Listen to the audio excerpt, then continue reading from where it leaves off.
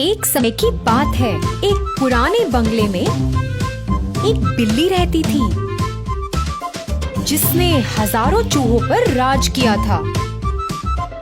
वो धोखे से बाकी चूहों की मदद के सहारे बहुत सा खजाना हड़प लिया करती थी। चूहों को उसकी ऐसी हरकत बिल्कुल पसंद नहीं आई और उन्होंने उसे सबक सिखाने का सोचा। जिससे उस बिल्ली को पता न चले, एक घनी नाम के चूहे ने कुछ चूहों को इकट्ठा किया और चुपके से खजाने का गलत सलत नक्शा तैयार किया और बिल्ली को दे दिया। घनी बोला, हे भगवान, मुझे एक बक्से में ये नक्शा मिला जहाँ हम अपना सारा खजाना रखते हैं। ये तुम क्या कह रहे हो? बिल्ली बोली, हाँ हाँ, इस नक्शे में एक खुफिया खजाने का रास्ता है। घनी ने कहा, सच में? मुझे दो ये नक्शा। फिर बिल्ली ने सोचा, ये तो कोई खास खजाने का नक्शा लगता है, मैं खुद ही इसे हासिल करूँगी। अच्छा, अब तुम सब यहाँ से जा सकते हो, मैं ये देख लूँगी। बिल्ली ने सभी चूहों को वहाँ से जाने को कहा और उस खजाने की ओर चल पड़ी। चूहों को पता था कि बिल्ली ऐसा ही करेगी, तो जल्दी से चूहे बिल्ली के आगे गए और पीछे से उसे देखने लगे।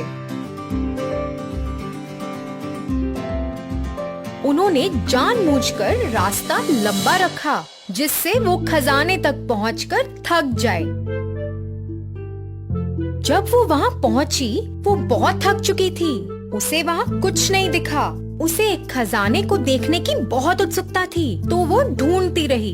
बिल्ली खजाना ढूंढ ढूंढ कर परेशान हो गई थी, तो थक कर वो जमीन पर बने एक लाल निशान के पास बैठ गई। मुझे लगता है यही वो जगह है जहाँ खजाना छुपा हुआ है। वो उस स्थान के चारों ओर खूब जान और उत्सुकता के साथ खोदने लगी। खोदते हुए अचानक वो गड्ढे में गिर गई। जैसे ही वो गिरी, सभी चूहे ऊपर इकट्ठे हो गए और उसे देखने लगे। बचाओ, कोई मेरी मदद करो। फिर घनी ने बोला, तुमने इतने दिन से जो भी किया है वो बहुत भयानक है। तुम्हें अपने किए की सजा मिलेगी और तुम यहीं पर अपनी बाकी जिंदगी के लिए कैद रहोगी। अच्छा, तो ये सब तुम्हारी चाल थी? तुमने मुझे विश्वास दिलाया और फिर यहाँ कैद कर लिया। मैं तुम सबको नहीं छोड़ूंगी। बिल्ली गुस्से में बोली, मैं ही अकेला नहीं था, हम सब ने मिलकर तुम्हारे अत्याचार से बचने के लिए ये किया। अब तो अपनी गलती मान लो और सही राह पकड़ लो। घनी बोला। घनी और बाकी चूहों ने उस गड्ढे को बंद कर दिया और उस बंगले में वापस चले गए। घनी ने सभी चूहों को कहा कि अच्छा होगा अगर हम लोगों के चुराए गए खजाने को वापस लौटा दें। सभी चूहे मान गए और गांव के लोगों को उनका पैसा और खजाना लौटाने लगे।